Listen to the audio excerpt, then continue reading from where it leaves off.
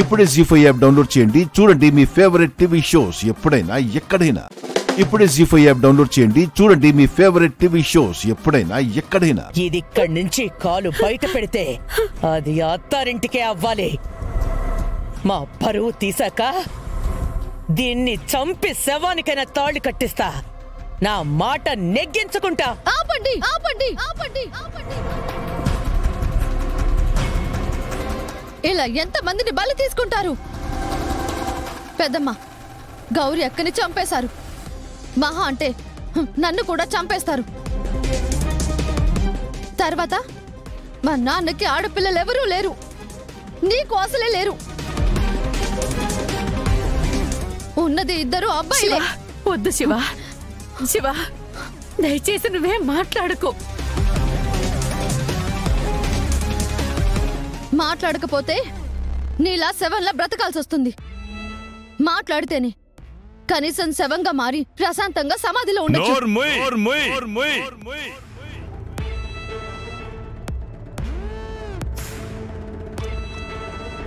పుస్తకాలు కాల్చినా సరే నీ మనసులో కోరిక కాల్చుకోకుండా ఊరి జనం ముందు నా మర్యాద తగలబెట్టాలనే నువ్వు పోయి పరీక్షలు రాశావు.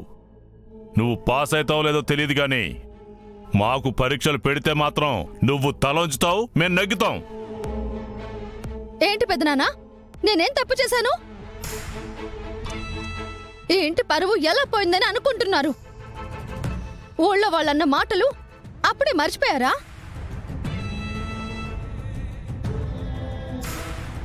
మీ పిల్లల్ని చదివించొచ్చు కానీ మిగతా వాళ్ళెవరిని బాగుపడనివ్వరని నిలదీస్తారు.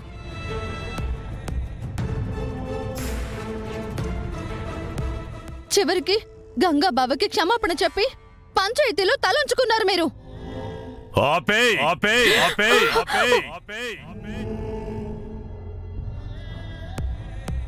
రే పెద్దోడా,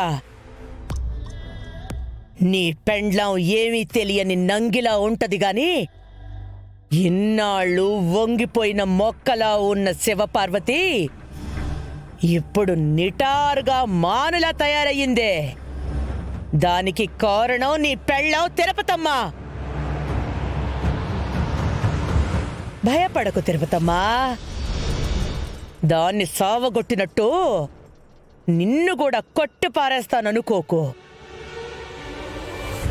గాడి తప్పుతున్న ఆడపిల్లని అదుపులోకి తీసుకురావాలనంటే దాని మెడన మంగళసూత్రం పొడేయాలా? అమ్మా, మంచి రోజులు లేవని పంతులు గారు చెప్పారు. మనం చెప్పినట్టు ఉంటూ మంచిగా వింటే ప్రతిరోజు బాగుంటాది.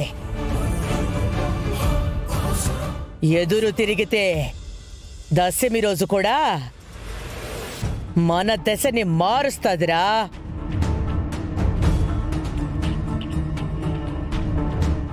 ఏం చేస్తావో ఎట్టా చేస్తావో నాకు అనవసరం. 7 దినాల్లో ఇది 7 అడుగులు ఎయ్యాలా? జీ5 యాప్ డౌన్లోడ్ చేసి అన్ని ఎపిసోడ్స్ పూర్తి ఉచితంగా చూడండి. జీ5 యాప్ డౌన్లోడ్ చేసి అన్ని ఎపిసోడ్స్ పూర్తి ఉచితంగా చూడండి.